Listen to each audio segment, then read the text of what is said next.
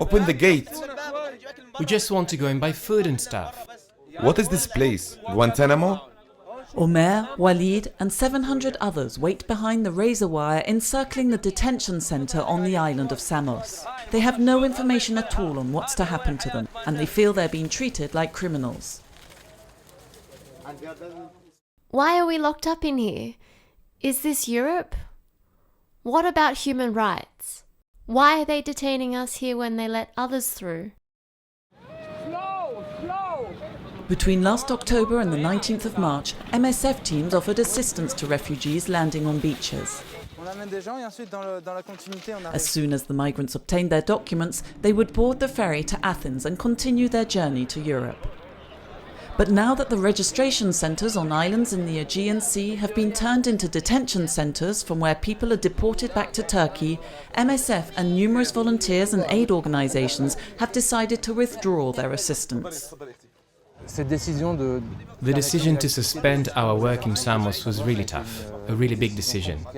We are aware that what MSF is doing on the island isn't enough, but we refuse to do more because we don't want to have anything to do with sending migrants back to Turkey. These Syrians consider themselves lucky as they arrived just before March the 20th. They've been given the documents allowing them to continue their journey. But to where? When they disembark in Athens, they will end up among the 5,000 people already camping in squalor at the port.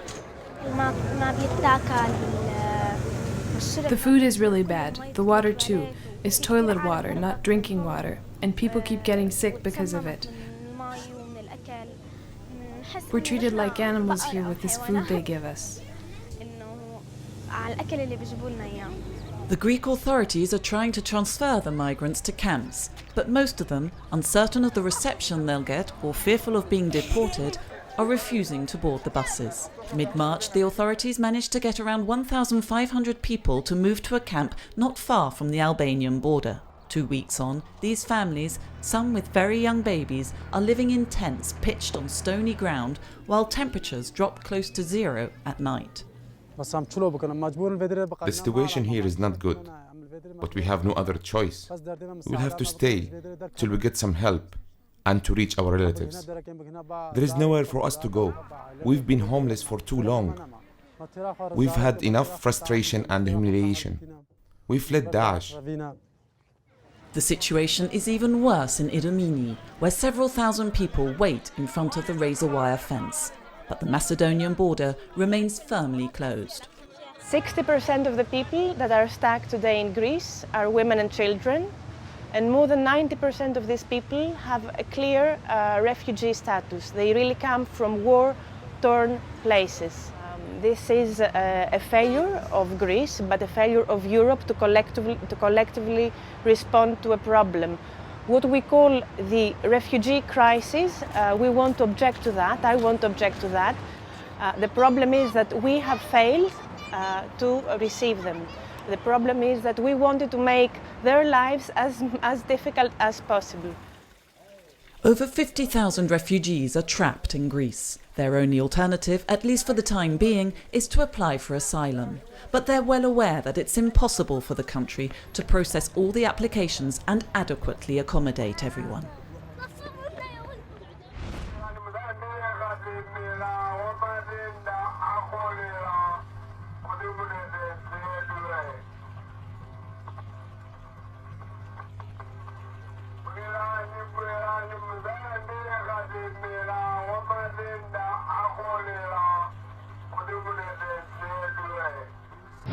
Cholera broke out around Lake Chilwa at the end of December.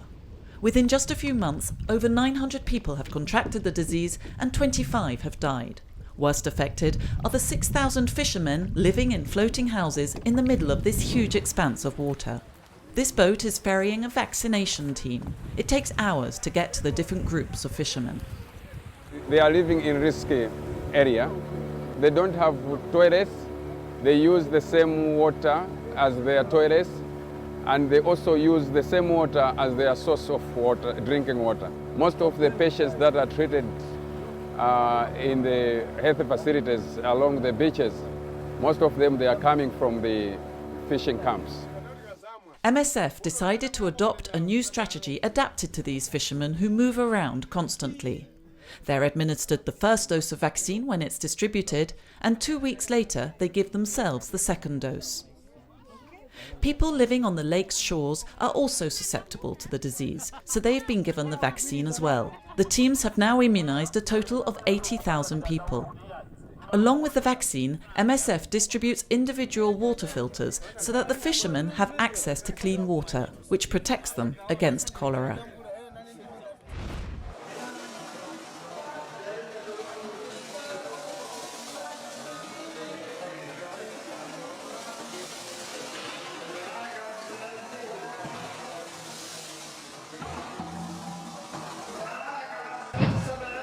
This is the emergency room in Médicos Sem Fronteiras hospital in Aden.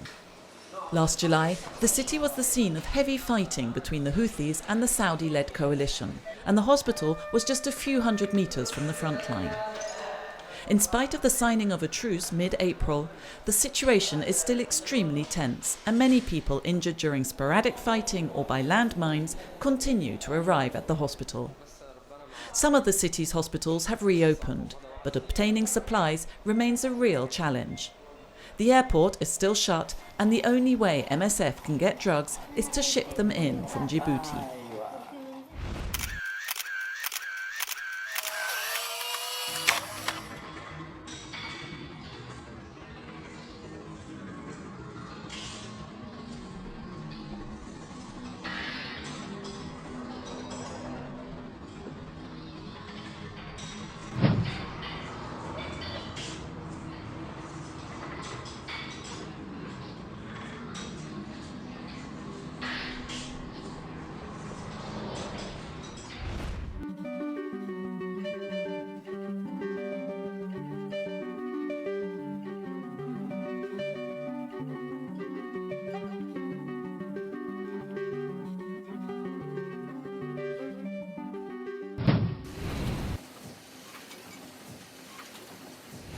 In recent years, the world has been described as an increasingly hostile place for humanitarian aid workers.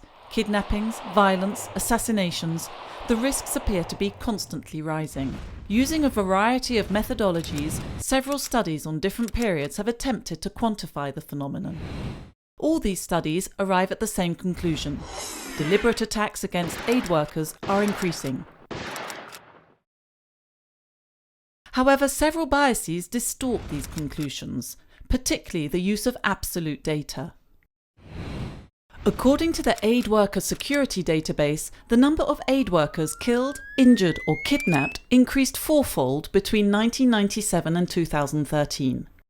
But in proportion to the total number of aid personnel, victim numbers remain stable for the same period, fluctuating between 40 and 60 per 10,000 between 1997 and 2013. So aid workers are exposed to no more danger than before. Certain regions have always been more dangerous than others. For example, the Great Lakes region and the Horn of Africa between 1985 and 1998. Nowadays, it's Somalia, Afghanistan, Syria and both Sudans. But even in these countries, sweeping generalizations are problematic, as annual homicide rates vary from 9 per 100,000 in Sudan and Afghanistan to 58 per 100,000 in Somalia. To conclude that there is intent, in these areas at least, to target humanitarian aid requires comparing violence committed against aid workers with that committed against the civilian population in general. To date, nothing proves that aid workers are the targets of generalized or specific violence, or that violence has increased. However, it is clear that the number of aid workers exposed to danger is growing. During the Cold War, delivery of humanitarian aid was usually confined to the fringes of hostilities, refugee camps for example, whereas now it is increasingly delivered right at the heart of conflict. And those delivering it are far greater in number. For example, the number of Médicos Sem Fronteiras staff has increased threefold since 1998. In Syria, MSF is providing support to 70 medical facilities, so inevitably the risk of becoming a target has increased accordingly. In practice, without qualitative analysis, this plethora of numbers serves to justify the calling in of experts and implementation of more and more procedures. The profusion of guides, protocols and rules puts the focus on protecting institutions rather than aid workers. Security regulations are no longer based on experience garnered in the field, but rather on a management approach designed to protect employers from legal redress. With employment contracts growing from 1 to a dozen pages in just a few years, MSF has not been immune to the trend. This victimization of aid workers serves a second purpose. It transforms them into martyrs whose protection takes priority over that of the very civilian populations they are supposed to be helping.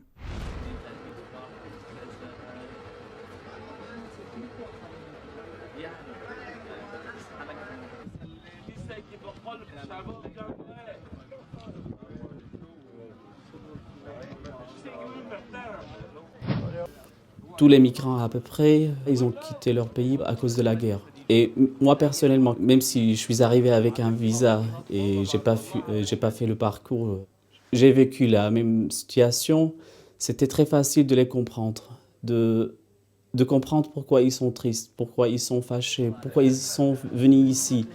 Ça a aidé beaucoup les migrants d'avoir confiance en nous, à MSF. C'est pas seulement les gens qui viennent pour la consultation, c'était des gens qui cherchaient d'être rassurés.